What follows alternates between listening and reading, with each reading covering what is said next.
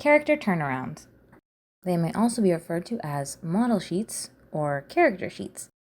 But what are they? So in this video, I want to briefly try and answer these questions.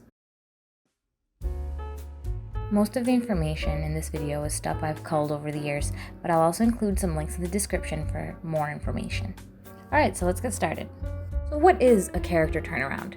A character turnaround, also called a model sheet, usually depicts the same character in the same pose, lined up and shown from different angles. These may vary, but it's usually a front view, back view, side view, and three-quarter view. The purpose is to define and establish the character's final design, its appearance, all of the details, and this helps to maintain consistency and continuity in a production. It can also be called a character sheet. A character sheet can also refer to a document containing various key poses and expressions for a character with or without a turnaround. Here's an example. You can see it's clearly the same figure shown from different angles. Something like this could be helpful for a reference if you wanted to depict the same character over and over again in a variety of different poses. So who needs to use something like this? Typically artists, animators, illustrators, or anybody working on a creative project that involves depicting the same character over and over again in different poses, maybe even different outfits. It's used in a variety of creative industries such as animation, movies, books, comics, video games, sculpture, and more. These can be especially helpful for a production that has multiple people working on the same thing. However, it can also be very helpful for somebody working individually. Why use them? As mentioned before, a character turnaround or model sheet establishes the character's final design. The model sheet or turnaround serves as the main reference sheet for anybody who wants to draw this character. It ensures consistency. If you're working on a team with 100 people and everybody needs to draw a Brandy Man, everybody on the team is using the same reference. So no matter what the individual artist's personal style is, using the turnaround as a point of reference helps them so that the final project looks like it was drawn by the same person because it's consistent. When the features on the character look like the model sheet or the turnaround, this is typically referred to as being on model. So the drawings that you see by these artists look just like the model sheet, the main reference. If certain features get exaggerated or maybe the placement's a little wonky, you would call this off-model. Off-model is not always a bad thing, as it can lead to really strong, expressive faces and poses, and it can be really fun to look at, honestly. There's also a growing trend among animation in which seeing the individual styles of the different artists poke through is becoming more and more popular, which can be pretty cool too. It might not be everyone's cup of tea, however. When are they used? Typically, a turnaround or a model sheet is made once a character's design is complete. How do you make one? So there are probably lots of ways you can go about it, but basically, if you have a character design, all you need to do is draw the same character in multiple views, which may vary depending on what the needs for your particular project are, and you try to keep the proportions and the features consistent.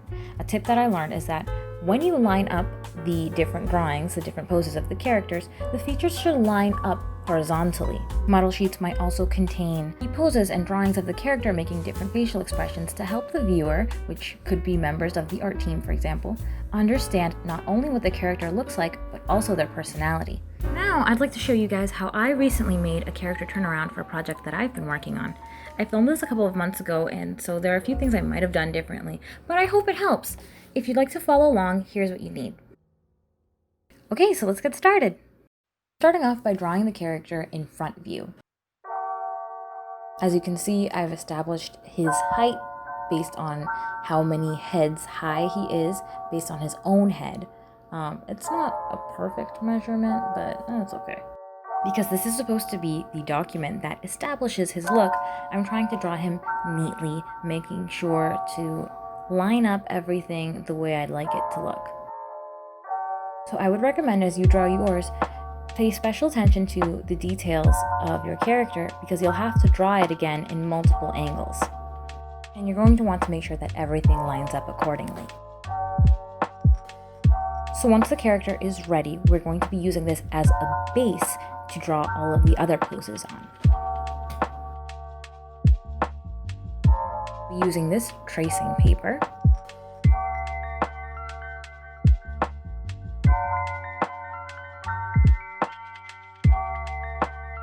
and using a little bit of washi tape, I'm just going to secure the paper onto the drawing paper so that it doesn't slide around while I trace.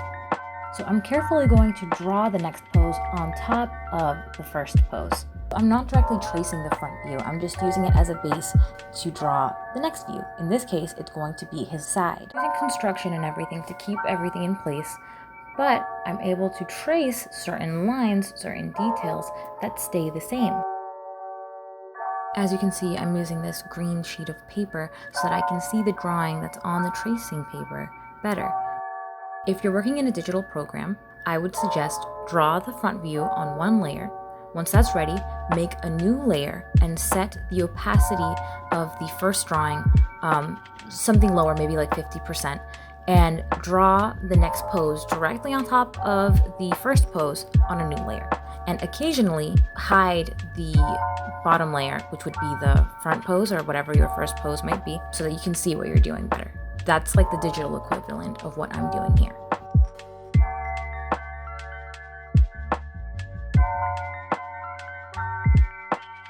Once it's done, I can compare it to the first drawing.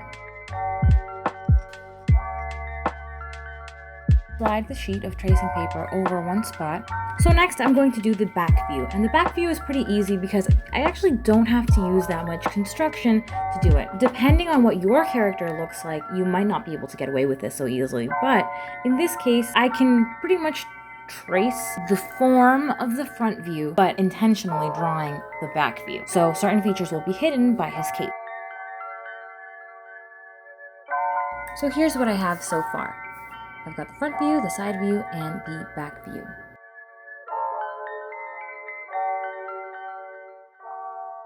So now I'm drawing the 3/4 front view, and I can't really get away with directly tracing the front view because the body is now at an angle. If you directly trace, the drawing might come off feeling flat. So I'm using construction to help add that sense of dimension to it.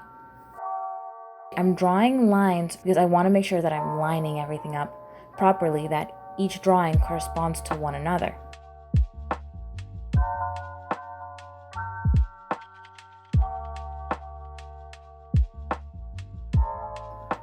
In a turnaround, you're visualizing your character as a 3-dimensional object on a 2D plane, in this case, pencil and paper.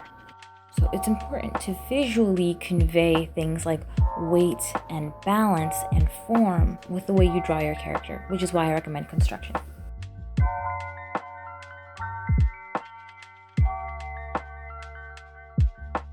Here's what I have so far. I also recommend that if you're working digitally, every so often I would check to make sure that everything is lining up okay and that everything looks alright. Next, I'd like to do the 3/4 back view. So I'm flipping it over to show you the angle of the body. If I were to just flip it over, it doesn't actually equal the proper 3/4 back view. Note the angle. So if he were really rotating in 3-dimensional space, the angle of his body would be opposite. I'll show you what I mean. Here we're going back to the Brandy Man example from earlier, and as you can see, the 3/4 front view, look at the angle in which his features are going. Do you see how it kind of sweeps to one side? Now, let's look at the 3/4 back view. As you can see, they're actually going in opposite sort of directions. The rotation is the same. This is a real 3-dimensional figure.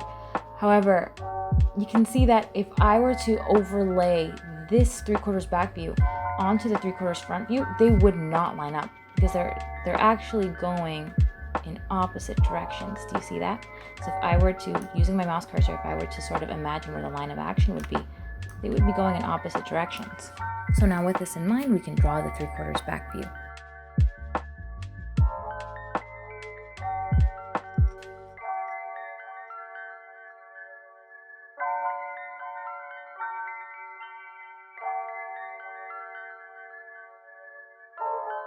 Okay, so I'm almost done. You might not need this many views for your character, but I felt like it was appropriate for this one. The last view that I'm going to do is the right side profile view. A very easy way to do this is I'm just going to flip my sheet of tracing paper over, pencil side down, and then I'm going to fold the sheet in half, and I'm going to trace the profile view that I've already done. However, I'm going to pay attention to draw the details that correspond to this angle. So it's not a direct tracing, but I can trace most of it because most of the details actually aren't that different. There are just a few differences in this case. If you're working digitally, I would just take the profile view that you've already done. If you need a second profile, flip it horizontally and make any changes that you would need to make. And that's basically it.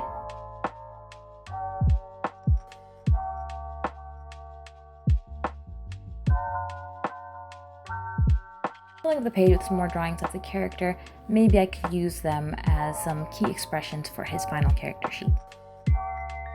I hope you found this helpful in some way. Please let me know what you think, or if you'd like to see more content like this in the comments below. I'm open to suggestions too. Also, if you made a turnaround of your own after this video, I would love to see it. You can tag me on Instagram at thatdoodleanddo. Thank you for watching, take care, be safe, and God bless.